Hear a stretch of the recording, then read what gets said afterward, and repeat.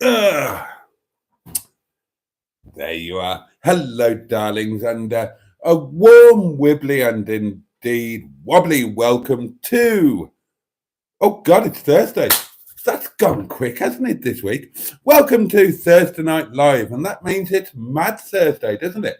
It means it's Anything Goes Thursday. It means you lot can let rip with your most, well, whatever you want to do. Normal real supply, darlings. How's your day been? What you been eating? What colour underwear are you wearing? And no, I can't say that.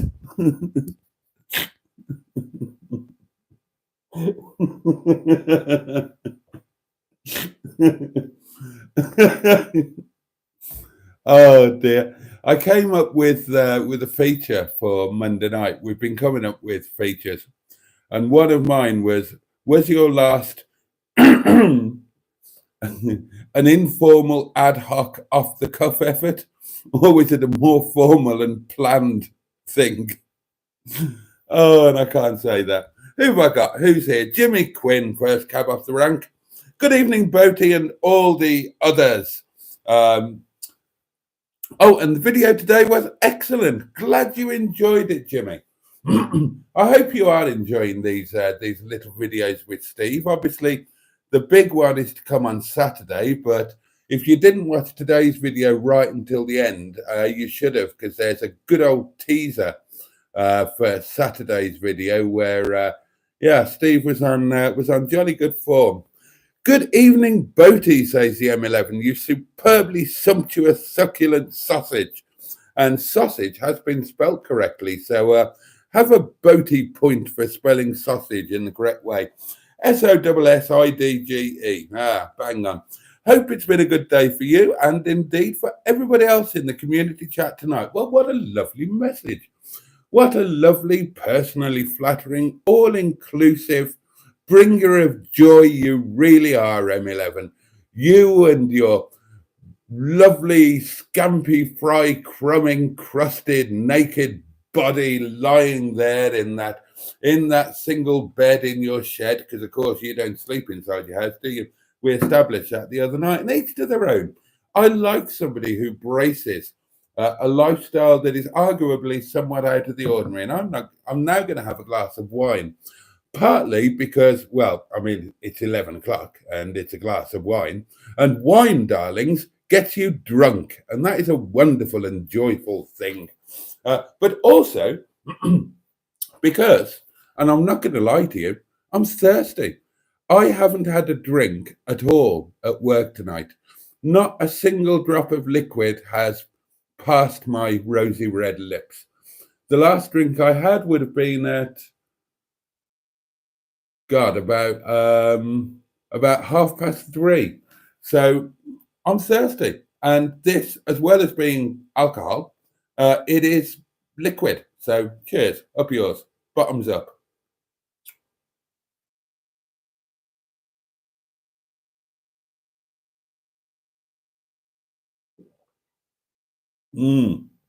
Oh, that's very nice indeed.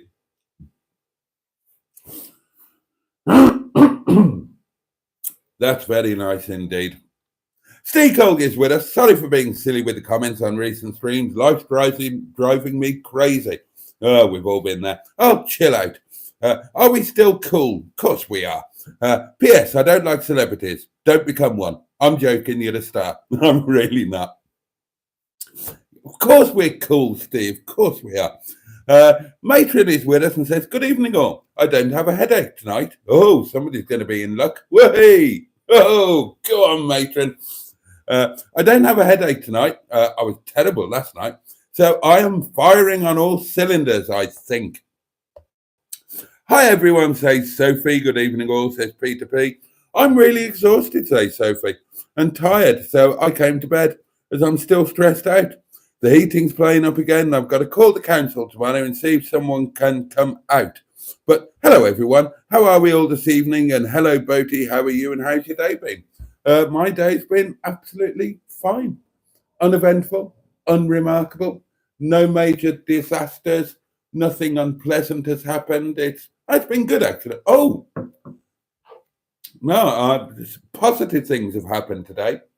So, it is a potentially remarkable day. Actually, now I come to think about it. I had a pleasant day, says the M11. Who's ping-ponging me? Let's have a look. You never know, it might be something important.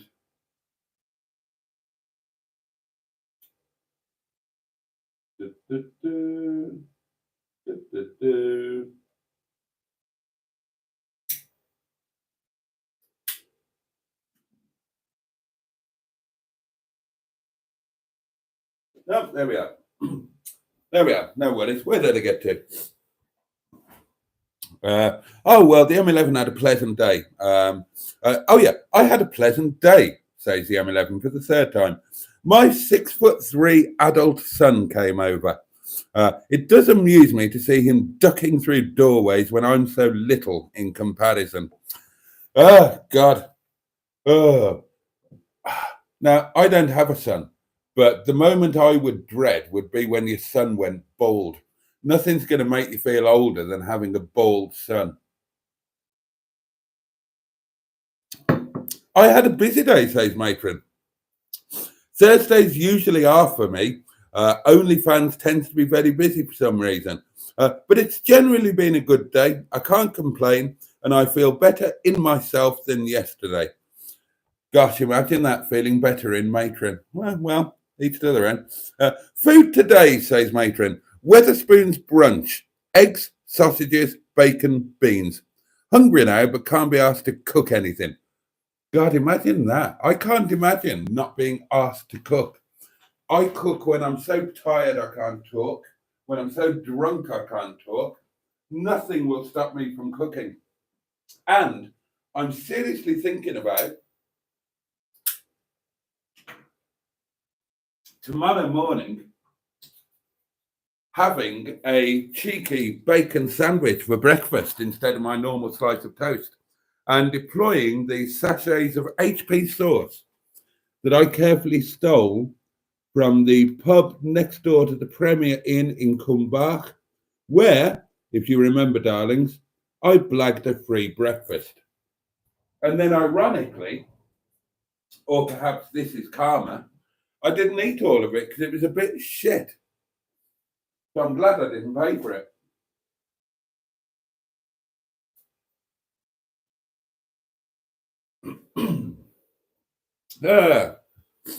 Hey ho. Hey ho. Weatherspoons. Weatherspoons. What do we think about Weatherspoons, darlings? I went into one once, and it was a UK singles community. It was one of our meetups, and we met up for lunch. And for the first time in my life, I went into a Weatherspoons. And I can remember thinking to myself, look, mate, don't worry, you'll get through this. Just don't ever come into one of these places again. And guess what? I never have. Absolutely dreadful place full of awful people. I hated it. My God, it was awful. Absolutely awful. And of course, every afternoon when I drive to work, I drive past the Weatherspoons. There's Weatherspoons on the left, on the corner, as I get onto Ripley Town Square.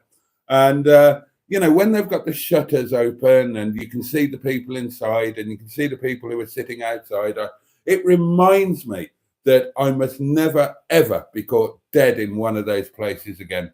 Absolutely foul and dreadful in every way, shape, or form. The people are awful. The atmosphere is dreadful. The food was absolutely abysmal. I mean, I'm told it's cheap, but it's not as cheap as not going to a Weatherspoons, which is free. And in my mind, infinitely preferable. God, dreadful.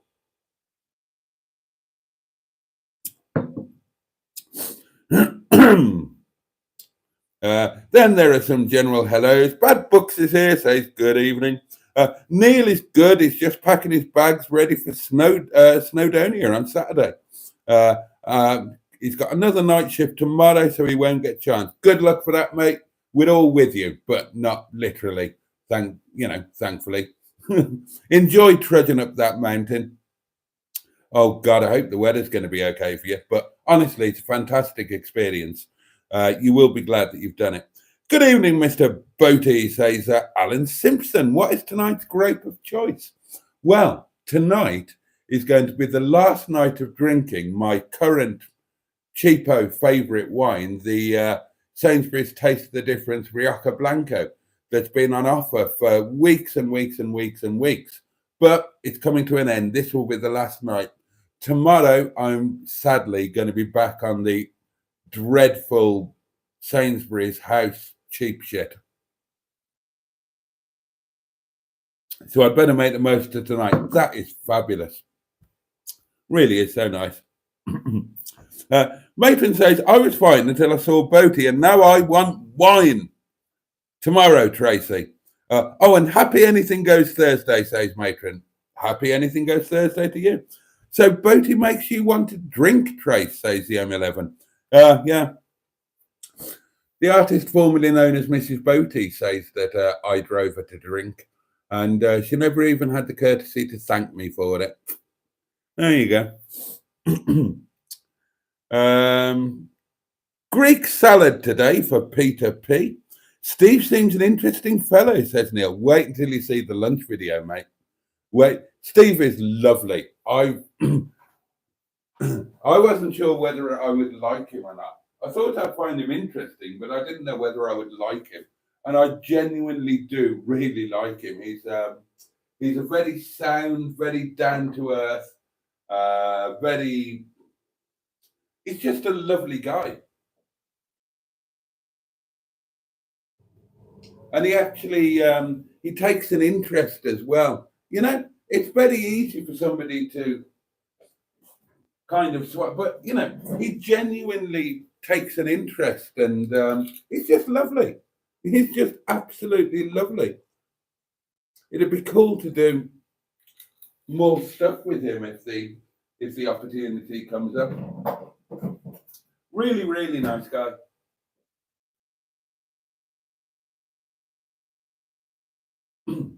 And I hope you all enjoyed the lunch video when it comes out. It's well worth sitting through. There are some nuggets in there. The M11 says, I'm wearing a black stroke patterned lacy underwear set. I'll send you a photo to prove it. I'll check my phone again.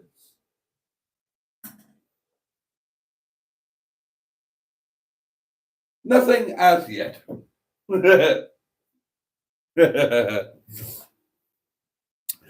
Alan says, how did you both get to know Mr. Berry? Does he go around the UK looking for rover-loving caravan curry munchers?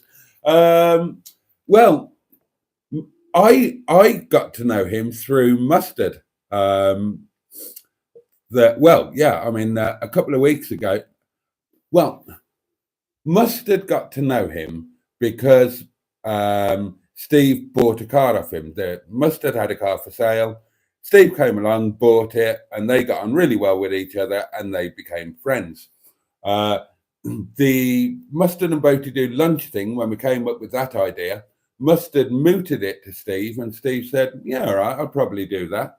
And then it just didn't happen for various reasons. And then a couple of weeks ago, when I was at the yard with Mustard, Steve just pinged him out of the blue and said, hey, are you in? I'm local. I'll pop round for a cup of tea. So he said, sure. And he kind of spent a couple of hours with us. So I got to meet him and chat with him. And I really got on with him, and he remembered the lunch thing, and he said, "So what's that about?" I said, "Well, we kidnap you, we buy you a takeaway from a place called the Milkston Road. Uh, we go into our knackered old caravan, we eat it, and I film everything, and it goes out completely unedited." And he said, "Really?" I said, "Yeah, that's how." He said, "Has anybody else done this?" I said, "Yeah, we've had a few." He knows James JM on cars. I said, "James was our first one, actually." He said, "That sounds really cool. I'll do it." And yeah, he was really keen to do it. So there you go. We set it up. He came round and he spent the whole afternoon, and we had a great time. And the lunch video, he didn't hold back, darlings. He didn't hold back. Oh, Simone is here. Good evening. I spent the day gardening and weeding until my fingers were sore. I then gorged myself on tea and macaroni cheese. There we are. Chris Maguire is here and says, "Evening, Boaty and chat." Careful, Trace, says the M11. He got upset and called me a bitch when I told him I had some. Some what? Oh, I missed a comment from Matron. "I am in black and retro maroon undies," says Matron. "And yes, I bloody well have clothes on. Also, I have scampi fries." There we are. That was a comment that I missed. Oh, dear. Oh, hello.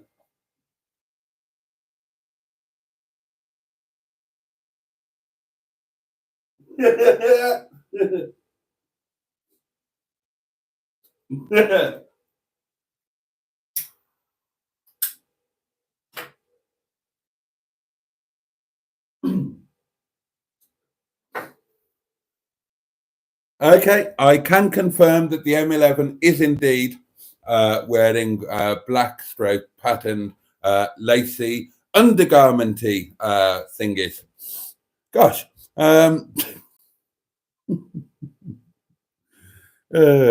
Simone, I was in the garden this afternoon, says Baddy Scotter, pottering in the warm rain. Oh, I had some disturbing news today. The reason my gardeners haven't been round is they've retired. So, yeah. So, gosh. And so I'm hoping that, see, I pay for the bloody gardeners, and I haven't got any gardeners. But I had a gardener who I paid directly, and he wasn't the best, quite honestly. And then we did a whole garden remodeling and resculpture, £20,000 worth of work on the garden, and the the guys that did it recommended a couple who worked for the landlord company. They worked for them, and he said they're the best guys. So I basically did a deal with the landlord company where the old rent went up, of course, but that was to cover paying these gardeners, and that was however many years ago it was now, 3-4 years, something like that. And they've been amazing. But apparently they've retired. So that's why the garden's going to rack and ruin. But I'm still paying every month. So obviously the landlord company need to replace the retired gardeners with some gardeners that are not quite so retired.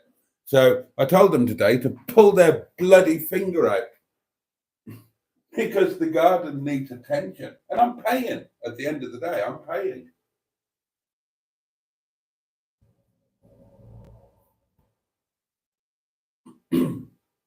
So if nothing's happened in a week or 10 days or so, then I'll just say, well, look, this isn't working out. I'll employ somebody directly, and the rent's going to have to go back down.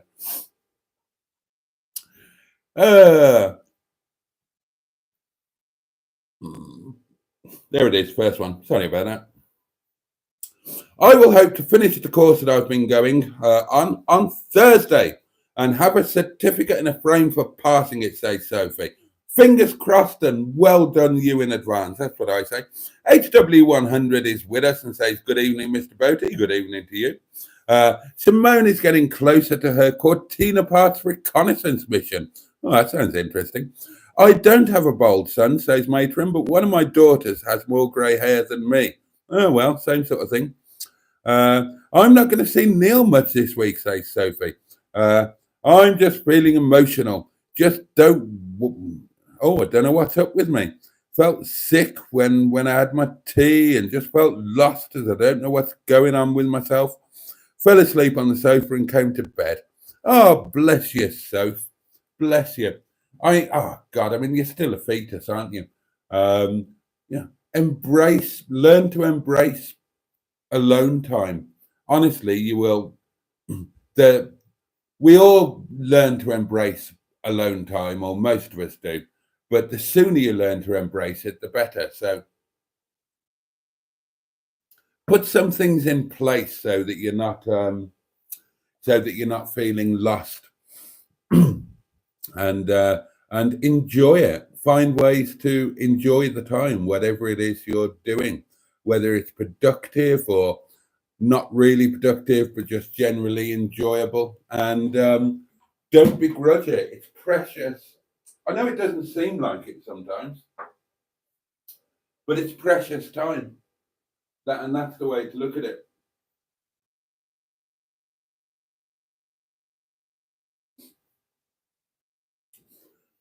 I mean, if you really want to use spare time to its best advantage, binge watch all of Dan's Bangers video.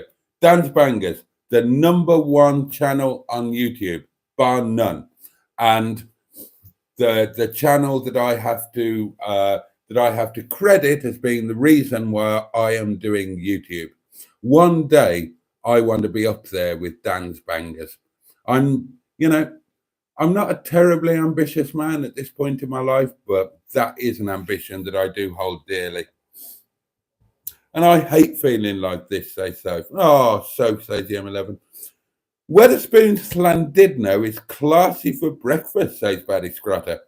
You can eat your breakfast and watch men at 9 a.m. working hard on getting absolutely out of their brains.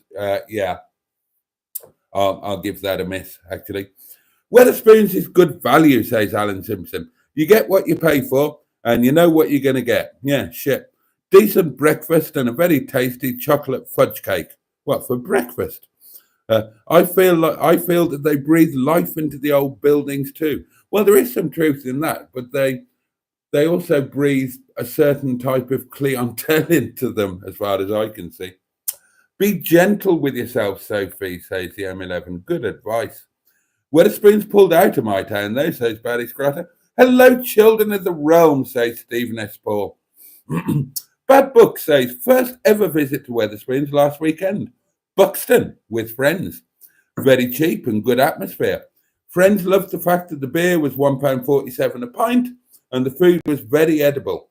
£11.95 for a mixed grill. Oh, well.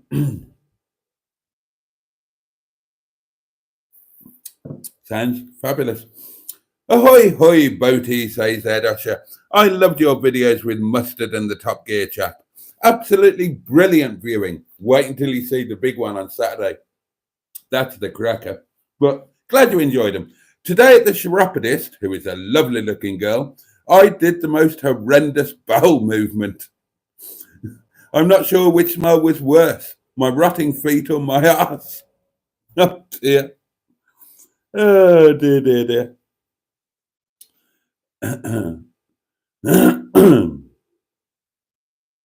Oh, and Neil says to Sophie, you'll see me Sunday, Monday and Tuesday and Mr. Boaty himself.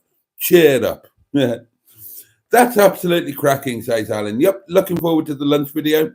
That's a new life goal. Become famous and interesting enough to be kidnapped and fed takeaway in a caravan. Marge Reed is here, and that's a name I'm not immediately familiar with. Hello, Marge. Thank you for being here with us. You're very, very welcome indeed. She says the flowers look lovely. Oh, bless you. Thank you. Yep, flowers there, flowers over there. The place is looking nice. I've been going through a bit of a spring clean and tidy and declutter and whatnot. Do you want to borrow my mower, Boaty? Says Simone. No, I bloody don't. I want the damn gardeners that I'm paying for to come and do their job. God, fancy retiring. Isn't Kim Wilde a gardener? Says Peter P. Give her a call. Now then. She is, isn't she? God, we're the kids in America.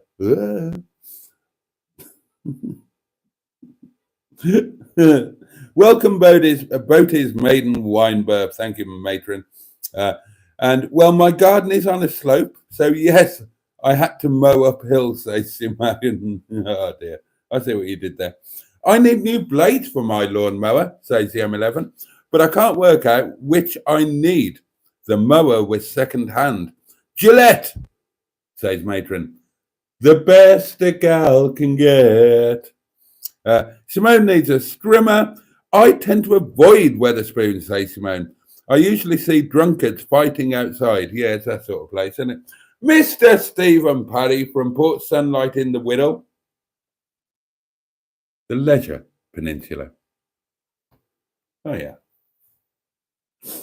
Says, how's your day been, Jason? It's been okay. I thought, actually, no, it's been more than okay. It's been positive. Thank you for asking. That's kind. How's your day been?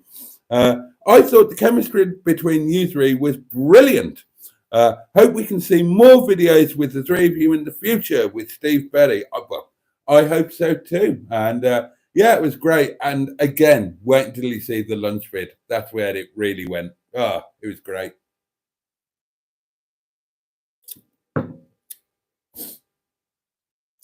Have you ever tried to make your own wine, Boaty? Asked Alan Simpson. No, absolutely not. No. I've got too much respect for. Well, no, maybe that's not fair. I was going to say I've got too much respect for everything that goes into creating a really good wine. But the truth is, I can't be asked. I've got better things to do. Quite honestly, sometimes.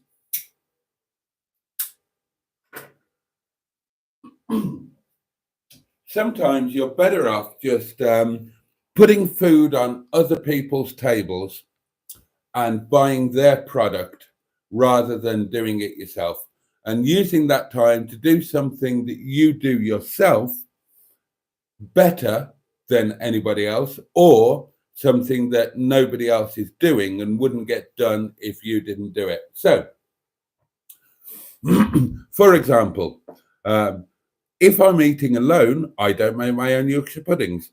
I put food on the table of Auntie Bessie or whoever it is who makes the posh Sainsbury's Yorkshire puddings. And I use the time to do something that nobody else does. And that's annoying you lot between the hours of 11 and whatever time I bloody finish wobbling on of a night. But I'd love to do more with Steve. God, I've caught up with the comments. Right. Oh, excuse me. Right, I've caught up with the comments then, darling. So now it's over to you. What would you like to talk about? It's Mad Thursday. We've got more than half an hour left to discuss anything that you would like to discuss. Denise Seven has joined us. Good evening to you. Good to see the jolly Boaty thoroughly enjoying himself amongst many friends. What a lovely comment, Denise. What a lovely comment. And that's exactly what these live streams are. They're some lovely people enjoying themselves with other lovely people, I hope. And nobody enjoys them more than I do. Probably because I'm the one drinking the most wine. So today I was working on a little project that I'm not allowed to talk to you about, but I'm going to do it anyway. So today I have been researching and setting up the potential purchase of one or more static caravan holiday homes on the North Wales coast. But I'm not allowed to talk to you about it. It's got to be all kept under wraps. But a week on Monday, then there might be a road trip to a certain point on the North Wales coast to negotiate the vending of one or more of these things. And I probably won't be able to talk about that either, but I bloody will. You know me, I'm hideously indiscreet. Looking forward to seeing you on Monday, says Neil. Fingers crossed you like the improvements to Harry. I'm sure I will. Neil. Are you coming up in Harry's Seacombe? Oh, that'll be brilliant. Oh, I need to get some of that on video. John Stoodley has been a member, a connoisseur channel member, top of the line, for 8 months. Thank you very much, John, for your continued support. Loving the video today, Boaty Mate. Very entertaining, and good evening, Boaty, and good evening, chat. Good evening to you, John. And as I say, thank you for 8 months of first division, top tier channel membership support. When is the house tour, Mr. Boaty? Probably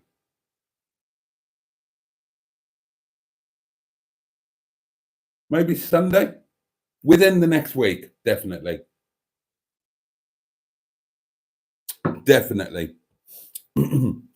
Is there a car you have sold and regretted, says Alan Simpson? So many. So many. I wouldn't know where to start. Right, can I just pick one? A car that I've sold and regretted? Loads, but for loads of different reasons.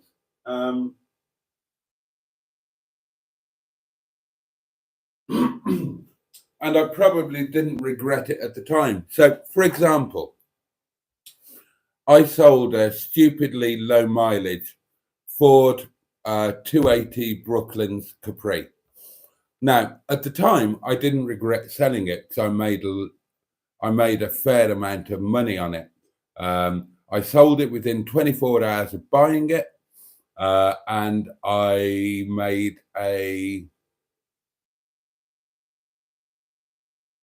about a 700% profit on it within 24 hours, which, you know, isn't bad by anybody's standards. However, when I see what it's worth now, then, yeah, I regret selling it for what I did. But, you know, that would have meant keeping it for 20 years and all of that sort of thing. I mean, a better way, I'll tell you how I could answer that question better, if you'll forgive me for buggering about with your... there's not really a car that I regret selling. Oh, there is one, actually. All right, I've got 2 answers for you. I don't often regret selling a car because at the time that I sold it, I either made, you know, really, really good profit out of it, or I needed the money for something else, or it was terminally knackered and I didn't want to bugger about with it anymore. And so I didn't regret selling it at the time, you know, not like Mustard regretting selling Toby Charles, not like that kind of thing. I might regret it in hindsight because I know how much it's worth now, but I can't think of many cars that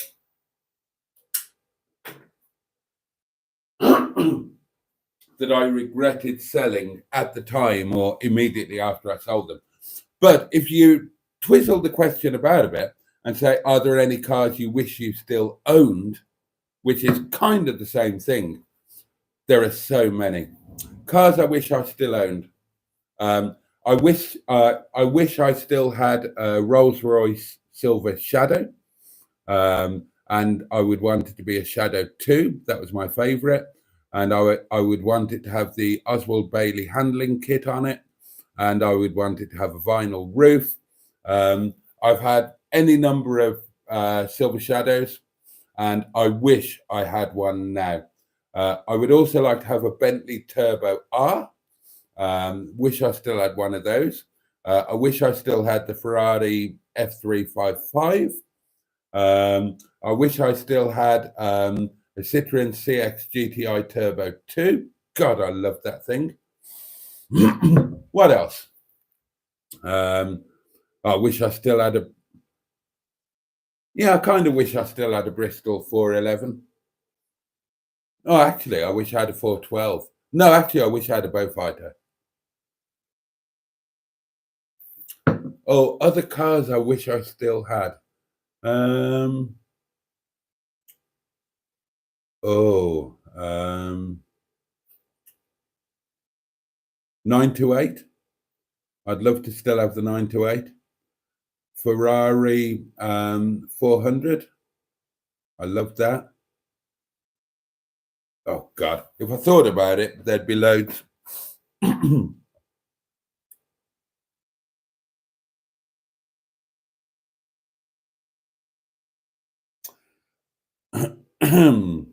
I'm here, chat. I'm just lurking, says John.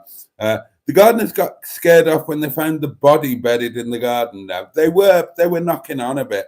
I can understand why they'd want to retire. As it's Thursday, says Ed Usher, the great lump Barbara is in London. So Angela, the housekeeper, is on her way round, and we will be continuing our bottom feeding journey. What's your kink, Boaty? Oh, let's not go there. Let's not go there.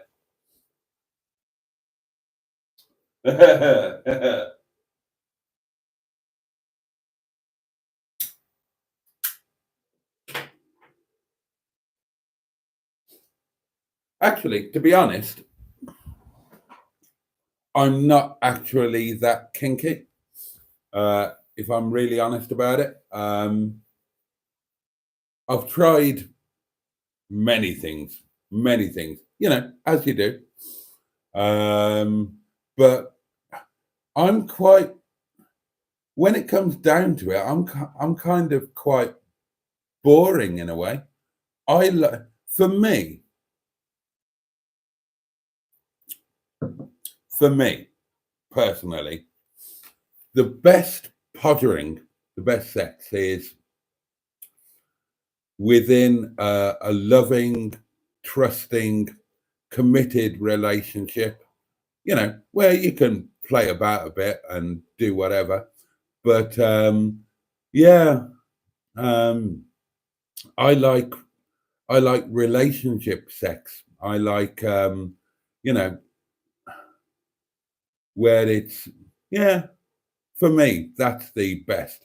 I mean, you know, it helps if you can, you know, play about a bit of this, bit of that, bit of the other.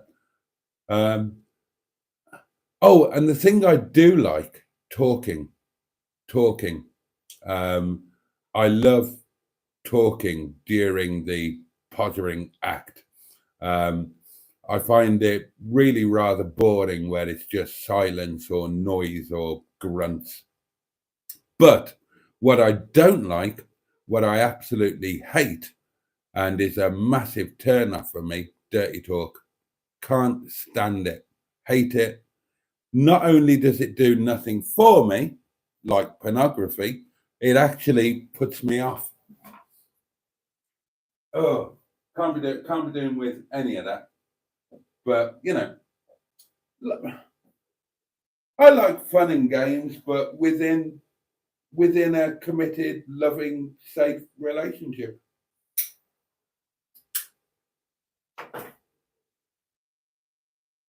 Which probably sounds either hypocritical or a lie coming from somebody who's, you know, had as many different partners as I have, but that's how you learn what you like, isn't it? And, you know, when you're younger and a bit more stupid, and most importantly, when you've got a bet with your best mate as to whether you can have the perfect year where you have 365 different women in one calendar year, then you're going to try these things. And that's how you discover what really works for you and what doesn't.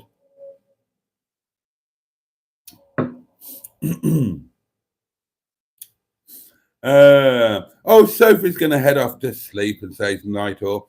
No mustard tonight. Has he been kicked out? Living in the caravan with no internet, says Steacold. Well, hopefully he's spending some quality time with his family. Neil says, I was coming up in Ruby, but now the backlight keeps falling out due to a bloody bin lorry. Oh, any update on that, Neil? What's going on? What about the Streetwise, says Peter P. You did get good content from that deal, though. No, I don't regret getting rid of the Streetwise. It was a good deal. I'd much rather have Lewis Hamilton than Barney the Streetwise. I went to work in Lewis Hamilton tonight, and he was brilliant fun. Somebody should buy him. He's a cracking little car, and he is for sale.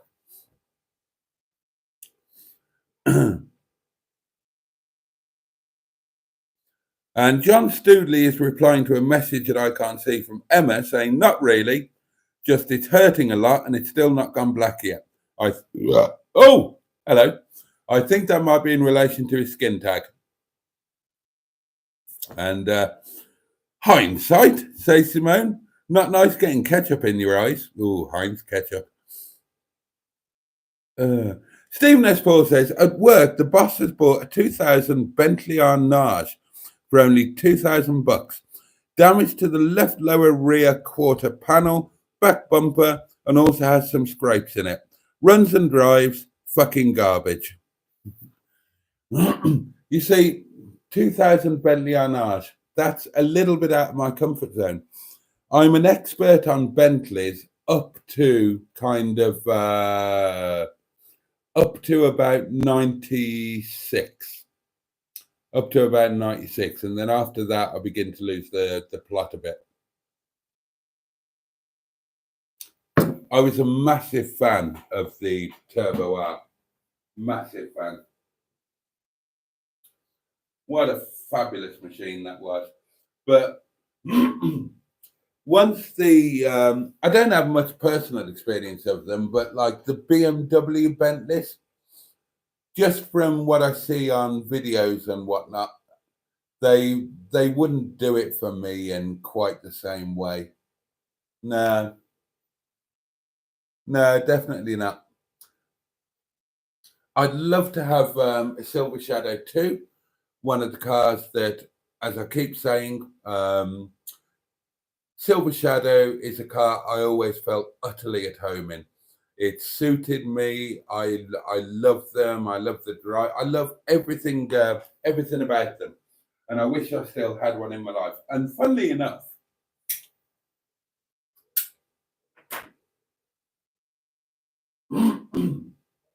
I was kind of doing my some sums in my head last night when I was at work, trying to think if I flogged everything car-wise, could I get a cheap banger as a daily, a 500 quid banger for a daily? And if I sold everything, could I get my ass into a roadworthy Silver Shadow 2? I mean, Harry Metcalf bought that one off eBay for 4K, didn't he? And he didn't have to put all that much into it to make it reasonably roadworthy. I'd love to have a Shadow 2 in my life again. I really, really would. What a fabulous thing. And I would love a Turbo R. Yeah, I would love a Turbo R. It would have to be the right one. So, which iteration would I want? Well, let's go through it. Right, that iteration was launched in 83, wasn't it? Then in 87, they became ABS and EFI. In 89, the high brake light came in. When did they go from column shift to center shift? I think I'd be looking at a 1990 car would be peak Turbo R for me.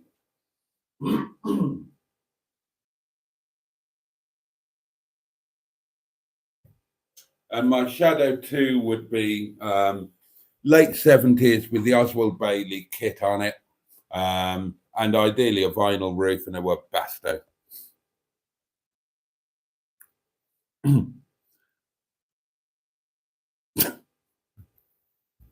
It looked quite big, John. I reckon it'll take a while to drop off, says the M11. I had a random dream about buying a Renault Scenic off you the other night, says Neil. Do you know, I have owned one, I think. Was it a Scenic? I took one in part exchange relatively recently. Relatively recently, within the last. God, it was.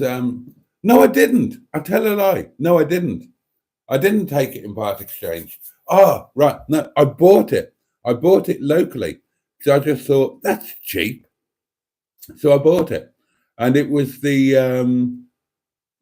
It was one of those things with that stupid cardy thing that wasn't like a card. It was like a Chinese remote control for some lights that you put around your bedroom, and you had to plug it into a slot on the dashboard.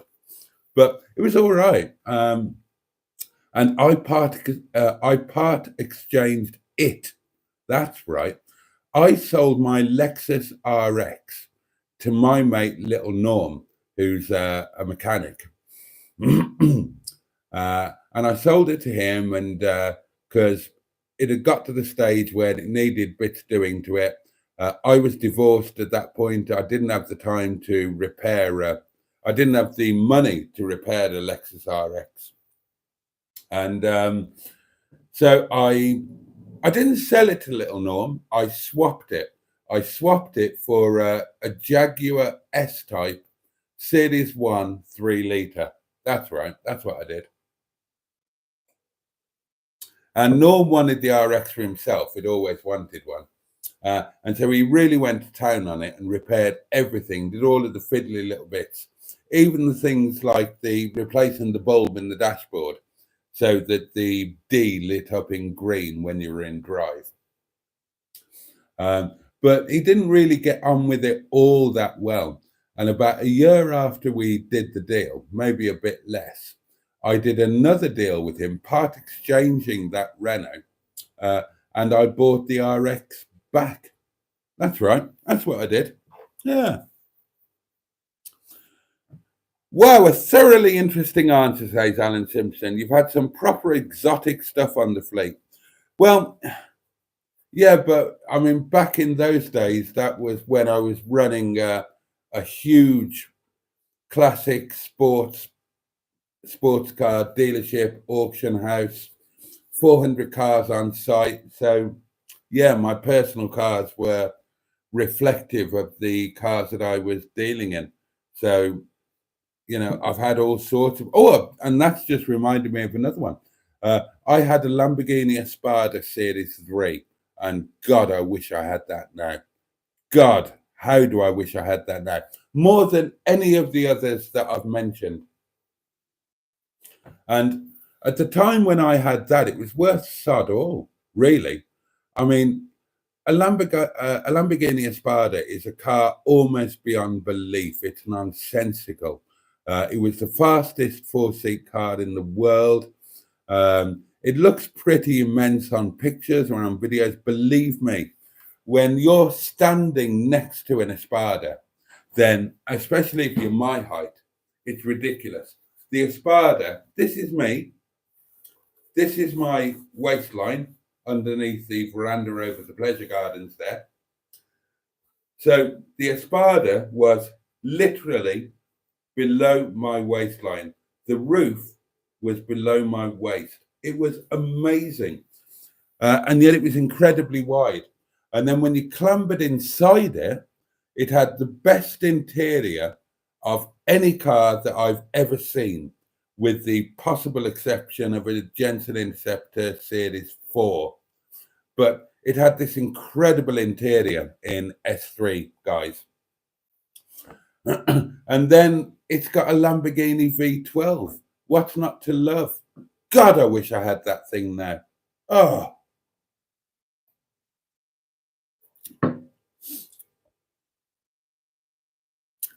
uh, Mr. Stephen Baddy says, Jason, sorry to ask, how come the car business closed down and the auction company? Sorry to ask, sir. Only friends.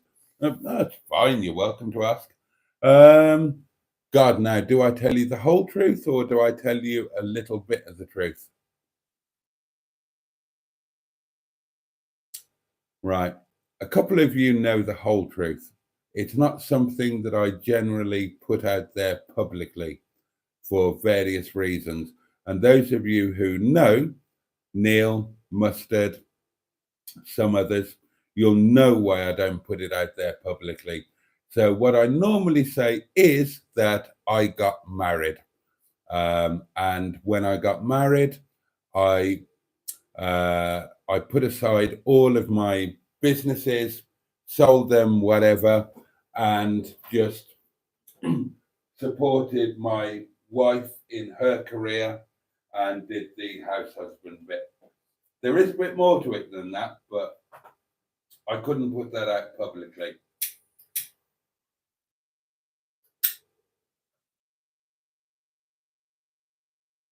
It's yeah, it's quite a story.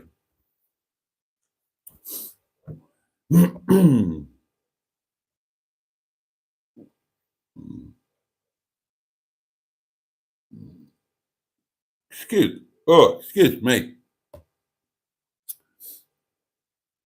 Where are we? Oh, Neil's going to phone up the council tomorrow. It's been a week. Carrie Spark says, Boaty, the best car you've ever driven for power, handling, comfort, etc. Oh, for power and handling, then the best car that I've ever driven was my Ferrari F355.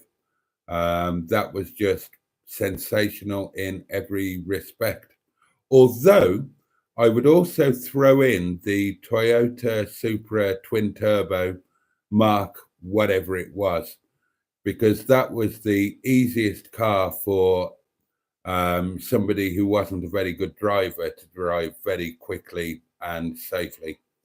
But yeah, it would have to be the 355. That was just stunning. That was a revelation. That was a breakthrough. The best car for comfort. Citroen CX or Citroen XM, or possibly, I suppose, Rolls Royce. I guess they do comfort and they do it rather well. That's a really difficult question. That's a really difficult question.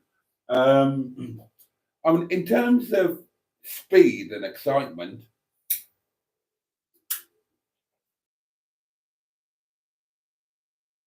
then the most exciting car I've ever owned and driven would be a Lotus 7 replica built by a company called Racecore. They only ever made 3 of them. And it had a Mazda rotary turbo engine in it, fully tipped, fully ported. And that was just idiotic to drive. That was doing 0 to 60 in about something like 2.3 seconds. Didn't have a massive top end, of course, but it was doing 0 to 100 in something like, oh God, I can't remember what it was. Like, it was something daft. It was something absolutely crazy. And driving that thing was just like, it was like watching an episode of Star Trek where you just go into warp speed and everything just starts rushing towards you. But it obviously wasn't the most practical of cars, but it was brilliant for scaring the shit out of people. The time I had that, I was with Sasha, fiance number 2 or 3. Oh, 3 could have been number 3. And she was so used to being driven about by me in all of these cars. She never got scared, but she got scared in that. And my father refused to even get in it with me. That was a terrifying little thing, but absolutely crazy. We still have George Floyd, says Steve Nisball, the black 89 Turbo R. Apparently the previous deal fell through. Oh, an 89 Turbo R. That's got to be up there. I've got a few cars I regret selling, says John. My old Granada Scorpio 24 Valve Cosworth was probably a car that's worth decent money now. Yeah, and the car that I actually quite liked, oddly enough. Lord Brennan of Sealand says, my soft spot is for the 90s Daimler Super V8. Now I live in Vancouver, it'll be the Vanden Plas Super V8 as it was sold here. Oh, yeah. Nice thing. Nice thing. Oh, God. Well, that's more cars to add to my list then. Two more I've thought of. Daimler 66. What a fantastic thing. And the Jaguar, the supercharged XJR. That was a monster of a thing. Oh, I've thought of a car that I regret selling. Yes. Right. I had one of the last Jaguar XJSs.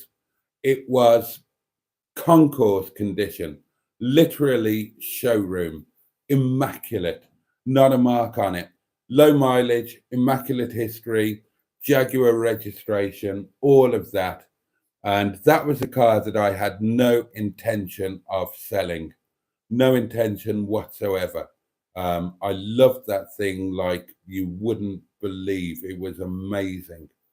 It was amazing. And that was one of the cars that I bought with the idea of enjoying it a bit, but salting it away as a long-term, future, massive investment type thing. I bought it very, very carefully.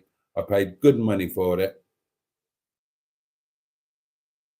And I sold it very specifically to pay for my wedding and wedding reception, which was a lot of money. And it was kind of a symbolic thing. It was it was a symbolic act to show that I was leaving behind those things as I was getting married and taking on a ready-made family. And also it did free up some money because I mean the wedding was really expensive and so was the reception. We got married in a Michelin-starred restaurant.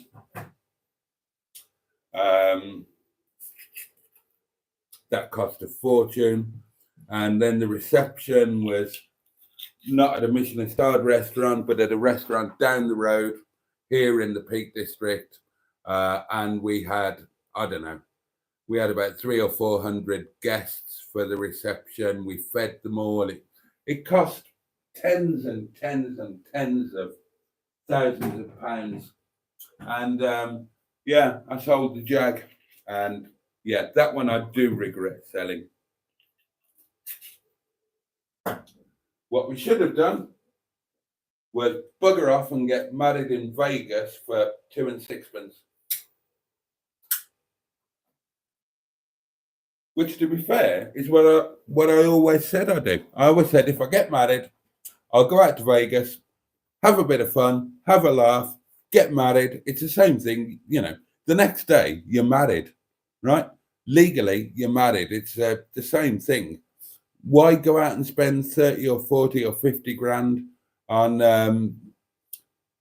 when the next day, the aftermath is it's still the same? And personally, I thought I'd always much more enjoy doing it in Vegas than doing it in a church and a hotel or pub or whatever, and just paying a load of money for a load of other people to eat the food that you've paid for. I thought that was all insane. And of course, when I married the artist formerly known as Mrs. Boaty, she had been married before. I never had. I've only been married once. And she said, look, I've been married before. I've had my fairy tale day, the big church wedding, the dress, the train, the bridesmaids. Said, I've done it all. So let's do what you want to do. And I said, great, we'll go to Vegas. And guess what? We did what she wanted to. We did what she wanted to do. There was a wedding. There was family. There were bridesmaids. And the reception. I hated wedding receptions. The idea that I have to pay to feed a load of people, most of whom I either don't know or don't like, if I do bloody know them. And I said I'd never do it, but I did. I got two things out of my wedding my own way. One was we did it somewhere that had Michelin stars. So that was something that I did insist on. And the other thing was that, having sung at a million weddings, I always said I will not pay anybody to sing at my wedding. I'll do it myself. And I did. My old cabaret got back together for one final act, and we did my wedding reception. And I didn't pay anything for it. They did it as an act of friendship, and again, when I got married, I stopped my singing, I stopped my touring, all of that stuff, and I gave all of my equipment, all of my sound and my light equipment, massive amounts of money's worth. I gave it all to the people that I'd worked with, so that they could go out on their own and not have to worry about buying the equipment to do it. So when it came to my wedding reception, they all just came and did it. And for the first dance at the wedding reception, I sang it myself. I had a head mic on, and we danced and I sang. And I think that was a little bit more meaningful. The artist formerly known as Mrs. Boaty certainly thought it was, and some of the people watching as well. God, look at the time. That's flown. It's time to go. My son tonight, says Jimmy Quinn, went to 88 Restaurant at Grantley Hall, near Ripon, and he said it was nice. My old Saxo VTR is worth a bit now, says Neil. Was that the Gavin and Stacey car? A Saxo VTR? Ah. Right, say your good nights, darlings. It's time to bugger off and eat curry and fall into bed.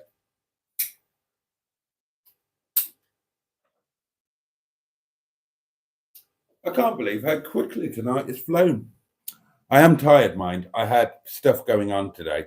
I had somebody coming round. I had the stuff that I can't talk about, but I did going on. So I was up quite early, and I'm a bit knackered, so it won't hurt to get off.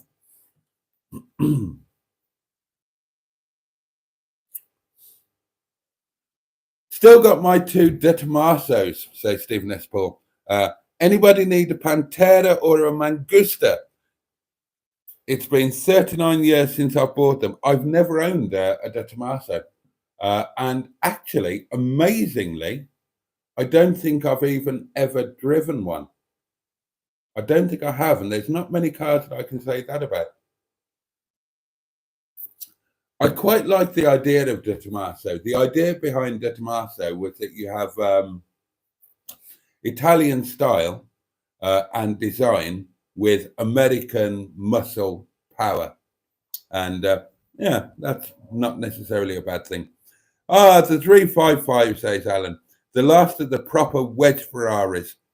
Hard top or softy, and was it red? It was the in-between. It was the lift-out roof panel job. And no, it wasn't Rosso.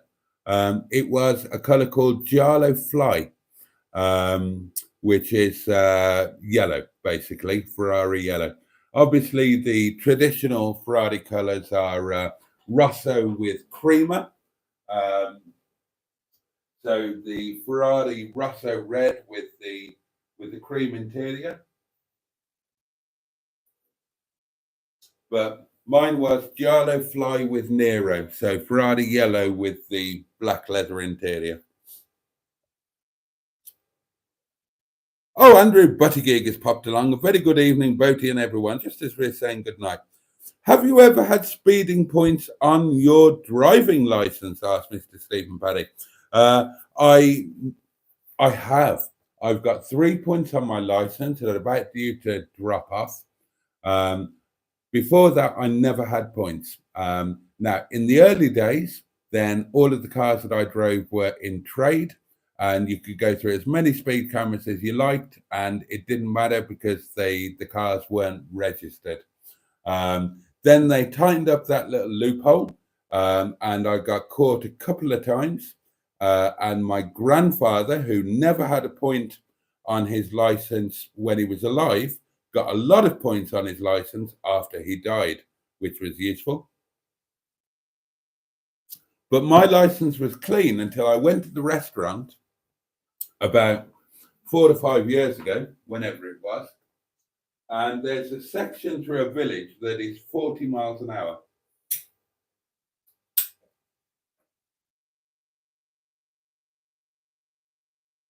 And without any warning, they reduced the 40 mile an hour to 30 mile an hour.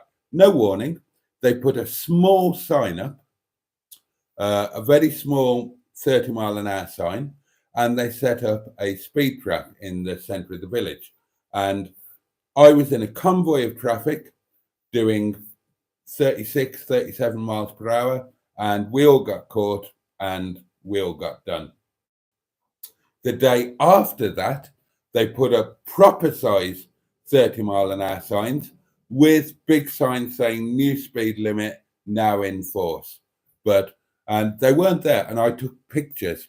I took pictures of everything. So I thought, this is such an obvious bloody money raising trap. And I didn't accept the speed awareness course. I could have gone on a speed awareness course and not taken the points, just paid the 80 quid or whatever it was for the course, which I'd have been fined anyway. But I thought, no, bollocks to it. This is a fucking blatant money raising sting. And so I fought it in court. But the pandemic it was the very beginning of the pandemic, and it all kicked in, and it was all done remotely in writing. I didn't actually get to go into court and explain. I had to put it in writing, which isn't the same. I'm articulate. I can persuade by the power of oratory. It's not quite the same written down, but I'm pretty damn sure. In fact, even written down, my case was very, very obvious. And to this day, I'm certain that the courts were already backed up. And I'm certain that my case was decided on without them even reading my argument. So I got 3 points, but there you go. They'll drop off very soon. And that was those are the only points I've ever had. I can't believe it's not Butty Geek, says the M11. Yeah. Why get married at all, says Stephen S. Paul. I always wanted to get married. Always wanted to. And I loved being married, and I loved being a husband, and I wish I was married now. Not necessarily to the artist formerly known as Mrs. Boaty, but I wish I was married. I always wanted to be married. My fantasy was never being an international playboy, although I kind of did that a bit. It was never having multiple conquests, although I kind of did that a bit. My fantasy when I was growing up was Teddy and June. I wanted a wife who I loved and who loved me, and a lovely family life. That was my fantasy then, and it still is now. That hasn't changed. So I really wanted to get married. And as far as I was concerned, I would do it once and once only, and it would be for life. And it was not me who instigated the divorce. I believe in marriage.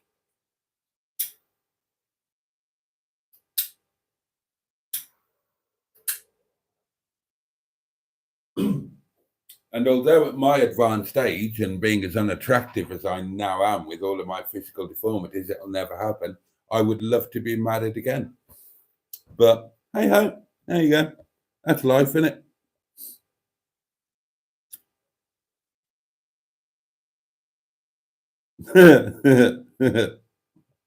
No, I'm not, Andrew. Good night, chat. Good night, Boaty, my friend. Have a great night, says John. Night all, says Jimmy Quinn. Good night, everyone, says Peter P. Night, says Andrew. Good night, all, says Matron. See you tomorrow, except Emma, who I will probably see in a bit. The M11 says, good night, all, and may the night be whatever you want it to be, and may tomorrow bring everything you wish for. What a lovely thought. Night. You and Mustard make a nice couple, says Peter P. Yeah, Mrs. Mustard might have something to say about that. Plus the fact that neither of us are actually gay. I don't see the point in getting married, says Simone. How the fuck do people even get to that point? Well, because, you love each other and you want to commit.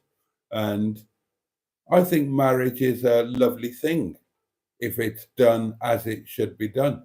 I love the idea of falling for somebody so completely that you commit your lives to them. I love that. I think it's a beautiful thing. And I still do. God, how many times have I proposed to Bernard? Literally hundreds and hundreds of times. But there we are. Right, that's it, darlings. That is it. Thank you for your company tonight. It's been great fun as always. And I will see you tomorrow, same time, same place. 11 o'clock. Oh, no, it's not, is it? It's not same time. Tomorrow night, Friday, 11:30. Later. Oh, yeah. Just for the night owls. And have a safe and peaceful night, please. Have the best day that you can tomorrow. Take a little bit of joy in any way and anywhere that you possibly can. And take care of yourself above all. And, well done, John. Married for 18 years. Marriage is great, says Jimmy. And you proved again, says Sherry, why I said you are the perfect man the other day. Oh, bless you. Merry Christmas, everyone, says Stephen S. Ball. Andrew says, a very good evening, everyone. Have a great night. Ta-ta for now. Join me tomorrow, 11:30, later, Friday Night Live. Have a safe and peaceful night. Have the best day you can tomorrow. Take care of yourselves. And if you've got people who love you and who you love, take care of them too. And hopefully, I will see you tomorrow night. Have a great Friday and thank you. Much love from me, darlings. But you and indeed. Oh, yeah. Bosh.